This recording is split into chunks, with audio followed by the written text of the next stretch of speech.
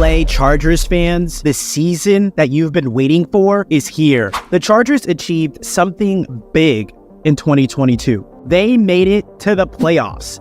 This was a first since 2018, and only the third time since Telesco became the team's GM in 2013. This is a big deal, a clear indication that the team is moving forward. But the journey they took to get there is even more important to recap. The 2022 season was a tough one. It was a scary movie for LA Charger fans. The team was hit with numerous injuries. In previous years, Telesco's teams didn't have the depth to deal with these kinds of problems. This year was different.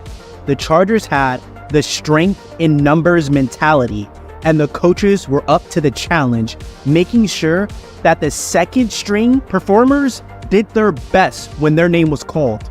It's because of this depth the Chargers were able to win so many games that they did. Only the third time they've achieved double-digit victories since 2008. Derwin James was one of those key players that had to sit out 3 games in 2022. But that didn't stop the Chargers. They went on a 4-game winning streak. Alohi Gilman was originally the third choice safety, but stepped up to the plate when his number was called. He filled in for Derwin James and played some of the best football that we've seen from him. In week 7, JC Jackson got injured and had to step aside for the rest of the season. That's when Michael Davis came in and replaced him. Turned out to be a standout player in the second half of the season. He was possibly even the best defensive player that the Chargers had. There were injuries in and out all across the defensive line too. The Chargers' top players were out, but Morgan Fox and Braden Fehoko rose to the challenge, taking on their bigger roles and excelling. Now, next, we have the biggest challenge for the LA Chargers, the wide receivers. Keenan Allen and Mike Williams did not get much game time together in the early part of the season. However, Joshua Palmer, DeAndre Carter, and Gerald Everett took their opportunities and ran with them, all reaching personal bests in terms of catches and yards gained. Rashawn Slater's injury was another major setback. The Chargers decided to give rookie Jamari Saylor a shot, an opportunity to perform. And this is a previous Georgia premier left tackle. Originally drafted to play guard, Saylor was made the starting left tackle in week 4, and he held his ground for the rest of the season, successfully protecting quarterback Justin Herbert. Another important key weapon that Justin Herbert and the LA Chargers are going to have for their offense is rookie wide receiver Quentin Johnston. He is way too quick at his 6'3", 200 and plus size off the line of scrimmage. Any and every corner in the National Football League that lines up across of this beam better be ready. You better be on your A game. Each play, he demands the utmost focus from any corner, any DB that he faces. Johnston embodies the classic skills of a traditional, high-intensity, high-impactful X receiver like no other. Position him on the opposite side of Mike Williams, have Keenan Allen in the middle, have Gerald Everett on the other side. You have one of the most lethal offenses in the entire league. Justin Herbert has no excuses to score. Kellen Moore has his hands filled with talent. With all of these challenges, the Chargers could have simply given up, packed it all in, and tanked for a better draft pick. But they didn't.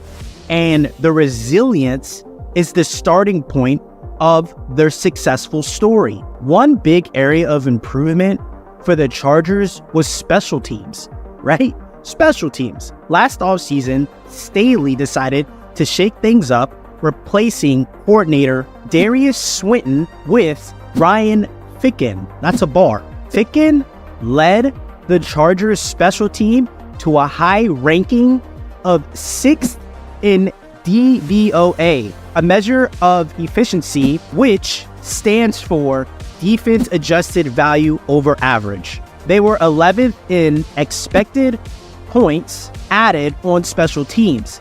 This was a first for the Chargers since 2013. The special teams added value rather than being a liability, which is normally an under the radar factor in teams that are struggling. And the final positive from the season was the stellar performance by the defense, particularly towards the end. This was a key factor in the Chargers' 4-game winning streak that clinched their playoff spot. During this period, Chargers defense was on fire, ranking 2nd in points allowed and defensive EPA per play, and 1st in third down defense. Those are major rankings. So they played great when they needed to play great. Despite the disappointing end to the season and some obvious weaknesses exposed, the performance of the defense is a strong foundation for the Chargers to build on in 2023. Now, there's other major particulars that we need to discuss really quickly. When the 2022 season ended in the way that it did for the Chargers, it seemed likely that they would fire head coach Brandon Staley. I personally think he should have been fired a while back, but we can move forward. But that didn't happen, of course. Now it looks like Brandon Staley will be back for the 2023 season. However, there's pressure, immense pressure on him to deliver. He's been at the helm for 2 seasons with a record of 19 wins and 15 losses. That's not a great record for the quarterback that you have in Justin Herbert. And if things don't improve, the Chargers will have to let him go. Another factor is star running back Austin Ekeler is in the final year of his 4-year contract. He's been outstanding, simply outstanding, but the Chargers haven't been willing to increase his pay. He asked for a trade, but nothing happened. Whether you believe it or not, that could be a factor midway in the season. So he's going to finish his contract with the Chargers. If he continues to excel, he might leave for a better offer if the Chargers don't pay him what he feels he's worth. And lastly, the pretty boy, the man that can make no mistakes, the legend himself, Justin Herbert. He is considered to be one of the best quarterbacks in the league, but he's yet to win a playoff game. He's made some amazing plays, but now he needs to prove himself in the playoffs. Justin Herbert, it's all on you. He has a lot of good players and weapons around him and a new offensive coordinator in Kellen Moore. He has all the tools he needs to be successful. This could be not just a big year for Justin Herbert, but the biggest year for Justin Herbert. And many believe he can deliver. And now is his time. So Chargers fans, everything's set in stone. Where do you stand with your LA Chargers? With Keenan Allen, Mike Williams, and new rookie Quentin Johnston, you guys have the weapons and tools to be successful. Let me know in the comments. Is Justin Herbert going to lead the LA Chargers past the Kansas City Chiefs? Let me know. Like, comment, and subscribe.